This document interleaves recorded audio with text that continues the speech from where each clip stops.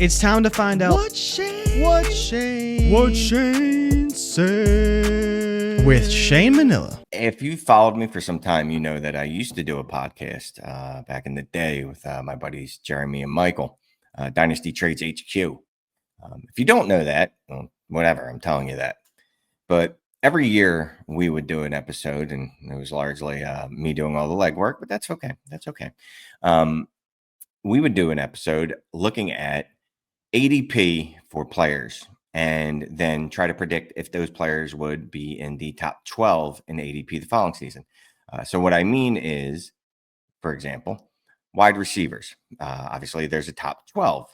And we would look at DLF's ADP, their DLF mock draft ADP. Obviously, we're looking at Superflex for whatever that's worth because, again, I'm talking about wide receivers, but that's what I would look at. Again, I'd look at the top 12 wide receivers based on ADP and predict which wide receivers would repeat that feat the following season. So, for example, let's just say Jamar Chase was a wide receiver, I think 1 overall in 2024.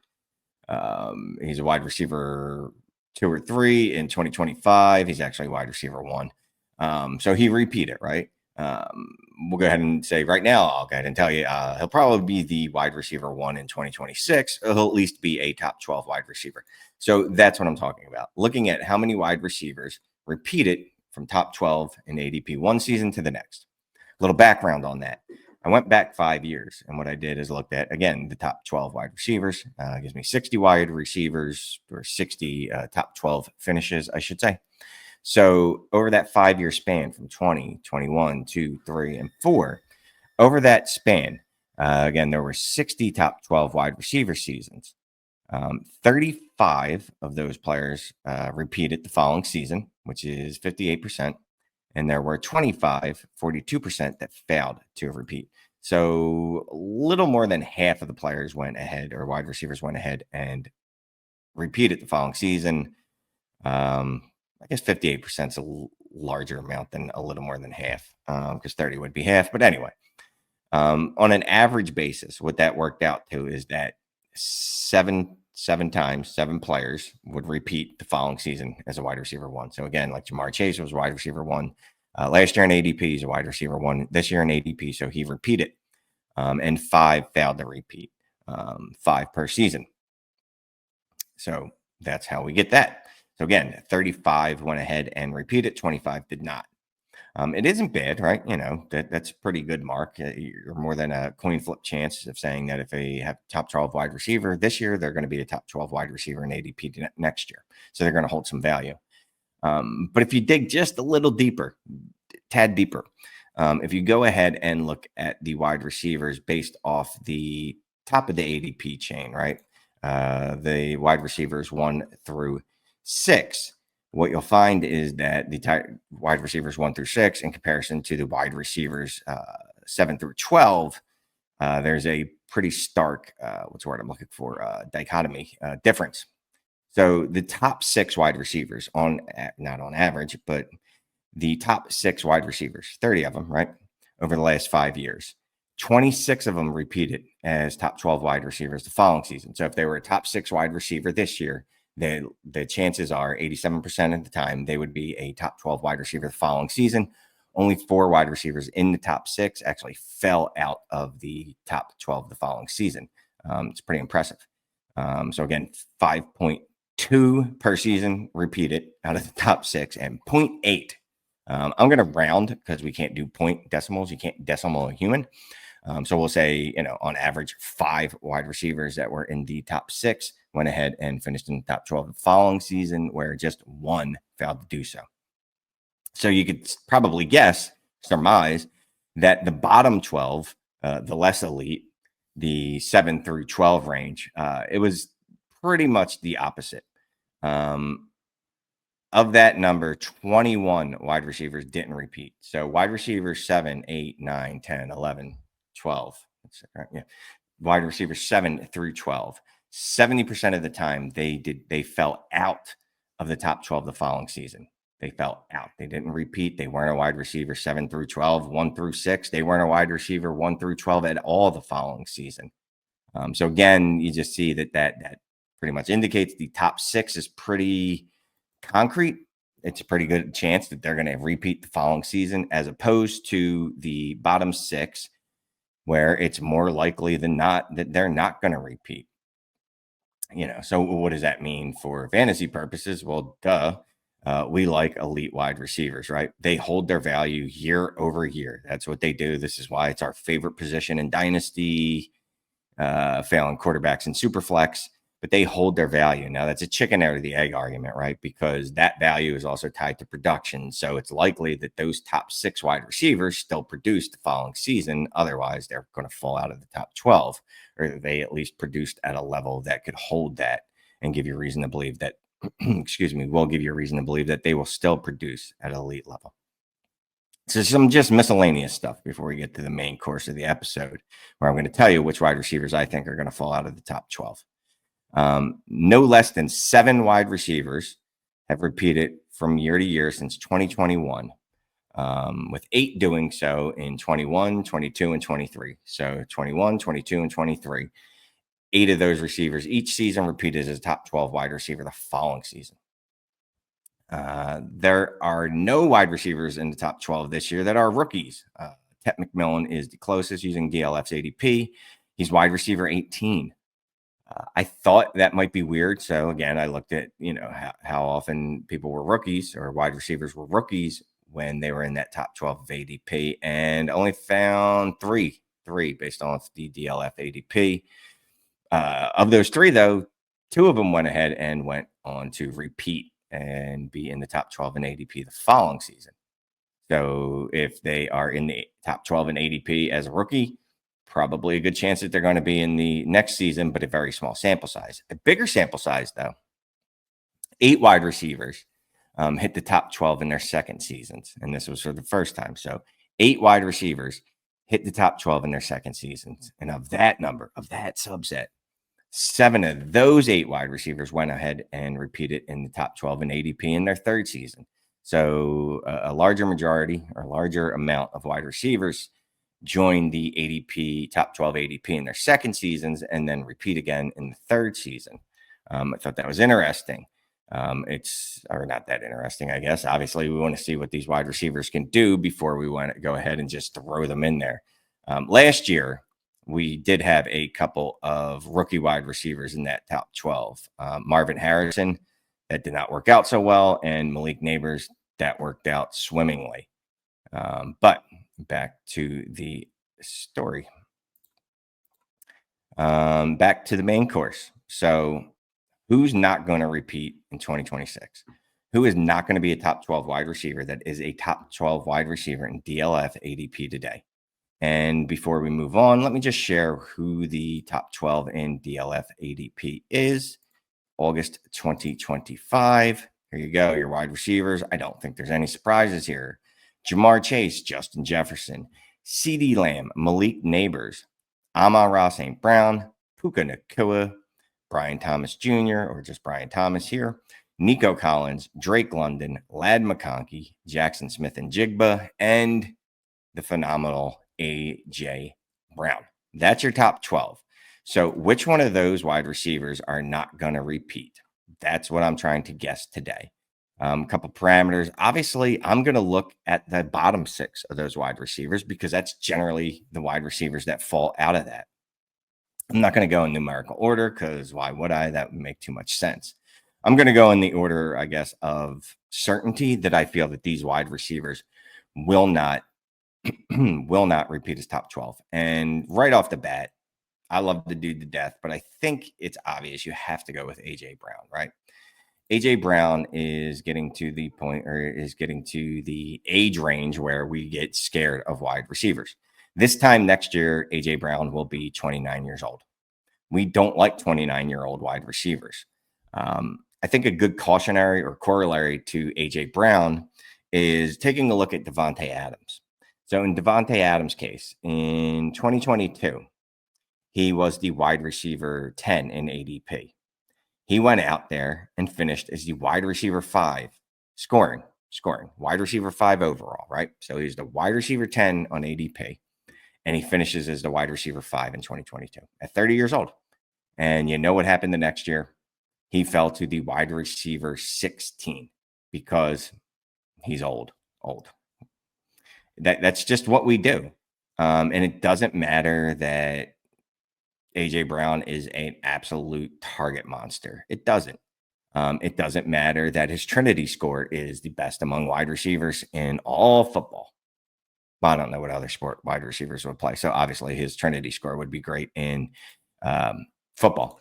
So much so, like you could see, it's 8.65. His range of outcomes is excellent. And I'll just share that with you. We'll go ahead and check out ddfantasyfootball.com. If you're not a member already, go ahead and think about signing up. There is a promo code in the description, get you half off. So you can see just based on his scoring, right, or his usage, this is the range of outcomes. His low end range of outcomes for players that have similar usage, how they've gone on and scored in the past. We've got 17.1 on the low end and 23 points per game in the high end. That 17.1 point per game is basically where A.J. Brown has lived for the last 4 seasons. He's got multiple seasons where he's finished with about 17, between 16.7, which he did last year, and about 17.8 points per game. He's got 3 seasons right out of the last 4. So you can see his range of outcomes is good. But just like I stated, bringing up Devontae Adams, and that's why I brought him up, Devontae Adams produced, and we didn't care, the community, and just moved on from him. A.J. Brown's already seen his ADP dropping, right? He was the wide receiver 4 in 2023, the wide receiver 6 in 2024, and he's fallen to the wide receiver 12 in 2025. This doesn't mean I don't think he'll produce. It just means even if he produces, I don't think that he'll stay in the top 12. If he doesn't produce, well, obviously he's going to fall because then he's old and not producing. Okay, so that's my first player, A.J. Brown. I feel pretty confident with him. And again, that doesn't mean I don't think A.J. Brown will not produce. I just don't know that it really matters. You know, every player gets to a point in their life where it doesn't matter what they do on a production scale. They're just not going to increase or even hold their dynasty value. So the next wide receiver 8, Nico Collins. All right, so Nico Collins is already, and I know it's hard to believe because he's just entering his 4th season, but Nico Collins is already getting to that point where, again, we start to look at wide receivers weirdly. I don't make the rules, guys. I'm just telling you that. I don't shoot the messenger on this. This is just what we do.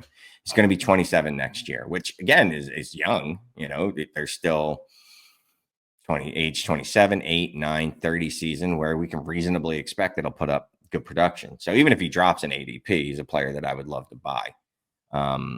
He's also a player that in general, the community, him and Amon-Ra St. Brown feel like, to me, the most, I don't want to say disrespected, but least coveted elite wide receivers for whatever reason. Going back to the age, though, because that is important. This time next year, like I said, Nico Collins is going to be 27 years old. So just looking at the wide receivers, the average age for the top 12 ADP today is 24.5 years old, which is a full 2.5 years younger than what Nico Collins will be next year. 8 of those wide receivers, 8 of the top 12 right now are under the age or 25 or younger. There's literally just one wide receiver older than 27 today that's in the top 12 in DLF ADP. That is A.J. Brown, who I already said is going to fall out. So Nico Brown going to be 27 next year. We've already shown a propensity to covet younger wide receivers because that's what we do. Nico Collins also has a slight injury history. I'm not saying he's injury prone. You play football. It's a violent sport. People are going to get hurt. He's just been unfortunately hurt a little more often. He played 15 games in, it looks like, 2023, and then just 12 last year. I believe it was 12. I have to look that up just to make sure. But either way, he's missed significant time, unfortunately, during his career. He also has a little bit of stink on him, from his rookie season when he only played 10 games. His scoring was okay, 9.7 points, right, as a rookie. But yeah, he only played 12 games last year. He played 15 the year before that and 10 as a rookie. Not all of those games that he missed as a rookie were due to injury, People don't really remember that 3 years down the road, right? People look at the how many games they played, and they have narratives that they find. So the narrative is that Nico Collins is has a propensity towards injuries. And he's 27. He's slightly injured. And like I said, he just feels like he's not as coveted as the other elite wide receiver ones. If you look at some of the wide receiver ones that he's around, he's a guy that you can generally get for a cheaper price than other ones. All right, this is now where we get into the, I'm not really sure, but I think these are the dudes that are going to fall out. I'm pretty confident in the first two. And matter of fact, this third one, I'm pretty confident in too. Jaxon Smith-Njigba. And this is not because I didn't like him after his rookie season. I think he was great last year. I took the L on that, and I will admit it every time I ever mention his name, as though it is required of me by law. But that's not the issue. The issue is Cooper Kupp has joined the roster. Now, Cooper Kupp was not particularly good last year, but you know what he was good at? Earning targets. He commanded a 26% target share last year. That's even though he played with Puka Nacua, the monster of all monsters at targets. Puka Nacua is an absolute, what do we like to call it? Target vacuum, target black hole. Targets go near him and they do not go anywhere else. They are all his. Last year, Puka Nacua had a 29% target share. So if you round up, 30% target share. But even with that, even with playing with Puka Nacua, Cooper Kupp was still able to command a 26% target share for himself. And just for whatever it's worth, JSN himself isn't really an elite target earner. He's a good target earner. He had a 24% target share last year, but that was just air quotes, 30th among wide receivers. Just a little caveat on this. I say not elite. And I'm talking about in the context of top 12 ADP wide receivers, right? Obviously, JSN's a very good player, but ranking 30th among wide receivers in target share is not elite. There is also the issue of where these two play, right? Kupp played more than half of his snaps out of the slot last year, 56%. He's played a lot of slot in his career. 56% of the time, he was the slot receiver last year. JSN led the league in slot snaps and share last year. 74% of the time he lined up in the slot. So it feels like there is some redundancy. And this isn't a one-year anomaly. In JSN's rookie season, he also ran out of the slot 64% of the time. So he ran a ton of slot snaps. Cooper Kupp also does. When you look at the two wide receivers and where they're at in their career, who does it feel more likely that they would bounce to the outside? I guess, and I'm guessing, I would guess it's JSN. He's the younger, fresher, faster wide receiver. And I would expect that he's probably the one that's going to bounce outside. He's at least probably going to lose some of the slot snaps. And I'm not saying he can't play on the outside. I'm just saying his natural position has been as a slot receiver. And if he's moved out of there, it's hard to say how he's going to react to that. So there again, and then Kupp could just eat into his raw volume, right? So even though JSN didn't have an elite target share, you know what he did have is an elite target volume. He had the 8th most targets in the league last year. So even if the share wasn't high, the raw volume was. If Kupp eats into that, it's hard to see how JSN is going to maintain that top 12 status in ADP, because I would think there's going to be a dip in production. Okay, last wide receiver on this list, and this is admittedly the least, and this is why I went in this order. I have the least confidence in this pick, right? But like I said, going back to the original stats on this, or the original story on this, there's generally at least 5 wide receivers that don't repeat, 4 to 5. So I had to get to at least 4. I couldn't just give you 3. I got to go with 4. And the fourth one, and again, I'm going to get blown up.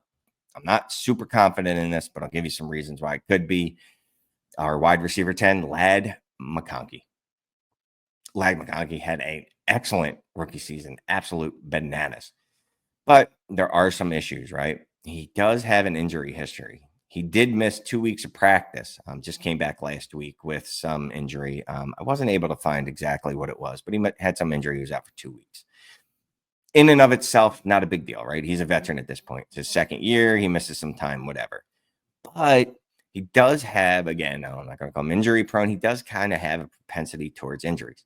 I went all the way back to high school. Not in real life because they wouldn't let me in. I'm way too old. But I looked at his high school career. My dude had a Jones fracture. That's a foot fracture, fracturing your foot. Jones fracture as a high school sophomore. Broken collarbone as a high school junior. In college in 2022, he had turf toe, knee tendonitis. He didn't miss any time with those things, but he did deal with those injuries. 2023, he missed 4 games with back soreness, which is pretty vague, but that's how they do in college football. And then he also missed one game with a right low ankle sprain. So he missed multiple games there. So he's dealt with injuries a long time, going back to high school, including and then through college. And then last year, he popped up on the injury report several times with shoulder injuries. And the shoulder injury actually cost him 1 game. And then, like we were just talking about, or I was talking about, because it's just me here, I was talking about with JSN, there's been an addition to that wide receiver room. Also an old man, an old person, Keenan Allen. Now, you could say Keenan Allen is washed, and he did not look good last year. I would not fight you on that. Absolutely would not get into any fistfights with you. But Keenan Allen was elite at getting targets last year. He saw 121 targets, a 27% target share. 27% target share. And that's in a wide receiver room with DJ Moore and Rome Odunze. That was a good wide receiver room, and he still commanded 27% of the targets. That is a problem. Now, is he going to hit that mark this year? No. There's absolutely no way he does. But can he hit enough or put enough of dent into Ladd's targets to cause problems? Yeah, because Ladd really was not elite at anything last year except for efficiency. And I don't want to say I don't like efficiency, but if I'm going to fade something, it's going to be the efficiency. But in air yards, he was just 30th. Air yard share for his team, 39th. Average target distance, 66th. Deep targets, 70th. Red zone targets, 52nd. Quality targets, really not his issue. Catchable targets, really not his issue. Receptions, he was 15th. That wasn't bad. 9, that's pretty good receiving yards. So he was good there. Yards after the catch, he was 17th. Touchdowns, he was 20th. Expected fantasy points per game, he was 31st. So he's got a couple good, like obviously the receptions and the receiving yards and yards after the catch were pretty good.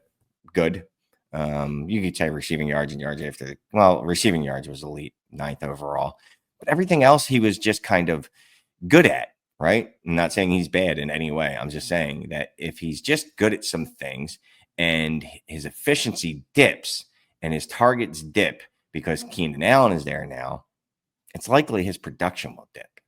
And again, I like Ladd McConkey. He's another player that if I could get more Ladd McConkey in my life, I would, but I can't, so I don't. But I just think it's reasonable to expect that there could be some regression there or some lost production, which could ding his value in the mind of drafters next year in 2026. So there you have it. So here are the 4 wide receivers, and now I'll list them in the order of ADP that I could see not being top 12 wide receivers in ADP in 2026. Wide receiver 8, Nico Collins. Wide receiver 10, Ladd McConkey. Wide receiver 11, Jaxon Smith-Njigba. And wide receiver 12, A.J. Brown. So in the comments, let me know. Like I said, if you look at your history, look at the history. Those who do not look at history are doomed to repeat it or something to that effect. Learn from history, whatever. You look at history as a roadmap, guide map, something like that for the future. We've seen in the past, generally, 4 to 5 wide receivers fall out of the top 12 in ADP every season. And that's what I found this year in Nico, AJ Brown, Ladd, and JSN. Let me know who your 4 are, or will this be the year that everyone repeats or 9 wide receivers repeat? Now, mind you, there's never been more than 8 over the past 5 seasons, but hey, there's a first time for everything. So let me know in the comments what you think. I appreciate you watching, and everybody take care.